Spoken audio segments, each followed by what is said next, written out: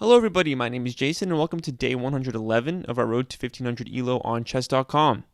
So this is actually going to be a game review because I already uploaded today's games, but there was an issue with the footage and the second game was frozen.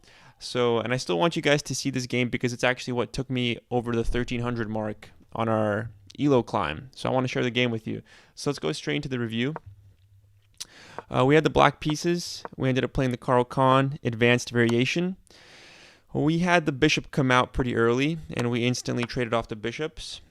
I was a little bit worried here because I didn't know the right move, if it was to move the knight out or the bishop. I'm happy I found the right move. Trading off the bishop seemed to make sense because if I go here with the knight, the alternative was I go here and then we do this trade, and then after he takes here, or like we have some kind of continuation like this pawn becomes a lot harder to win back because I don't have this knight here. But because I traded off the bishop instead, I still have the opportunity to put the knight here and put pressure on the central pawn. That was my logic behind that. So then we continue on with some normal development. We trade pawns in the center, put our knight out. We want to put pressure on this central pawn. It's a common theme in the Caro-Kann. He puts more defense on this pawn, so he currently has 3 defenders on there. We go ahead and castle after his development. Here I did have the chance to take this bishop. The reason I didn't was because taking this bishop and him taking back with the pawn, I didn't really like how this looked because this pawn becomes reinforced. It's not as exposed anymore, and at the same time he's opening up the f-file for his rook, which is going right towards my king. So that felt a little bit scary to me, so I didn't want to trade there. But I did end up trading the knight, which still takes here, and I thought this was slightly better because this central pawn remains weak, and I was hoping I could take advantage of that. I'm not sure if it was any better. I think, yeah, the correct computer move was to take the bishop. But yeah, I ended up taking the knight, and he took this way.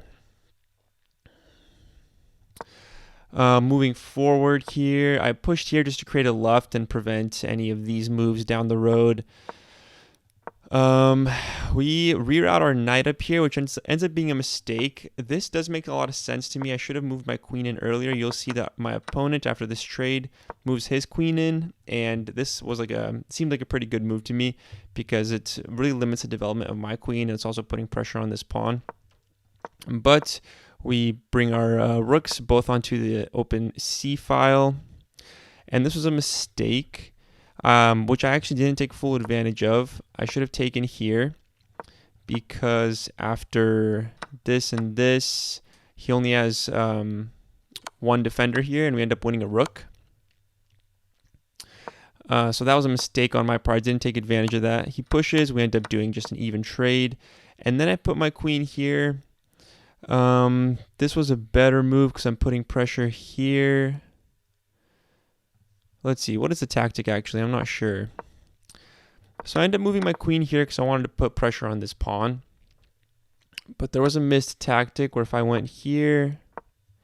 Oh, I'm targeting both of these simultaneously. Okay. But I ended up going here with the queen, targeting this pawn. He pushes the pawn. I put my queen in this central spot. We're targeting this pawn. We're putting pressure here. We're putting pressure here. So this just felt like a pretty good square. Currently, all of these are defended, but down the road, well, this one only has one defender, so this is actually exposed at the moment. But this just felt like a great square for the queen because I'm putting pressure on all these pawns and I'm attacking the king. Felt pretty good. We end up trading here. This is a key move. If he like goes here, this is this is mate in 1. If he goes here, this is mate in 1. So pretty much he was forced to do a trade of queens here, and I felt pretty good about this because after it takes, he moves the king, and we also win this pawn. So we're playing a bishop endgame. I'm up 2 pawns, and I'm currently attacking this pawn, and he has a compromised pawn structure, so it just felt like a pretty good endgame. We bring our king in. This was a bit of a mistake on my part. Moving the king over here, I allowed his bishop to come into the f square, targeting this pawn. Computer says bishop here was a good move, and I also thought maybe e8 would be better just to take this square away from the opponent's bishop. But he ends up going in there. I end up losing a pawn, but we a lot of shuffling around. I was getting low on time here at a minute 30. We wouldn't have any increment. I was worried about getting too low and trading everything off. This was also a mistake that I didn't take advantage of because I can push here. And after, wait, hold on. What is this here? Yeah, I push here, and after takes, I can push this, and he goes here. This is mate coming up soon because I have this promotion. But yeah, this was a missed opportunity. He doesn't take the pawn. We go back.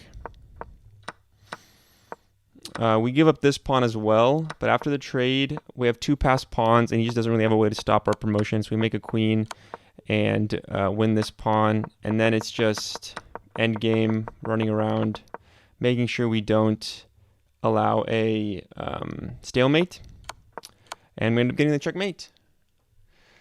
So that was game 111, and that's one that got me to 1300 elo. Sorry about the previous upload or the game being frozen. I hope you guys found your way here and were able to watch this game. But yeah, appreciate you guys being here.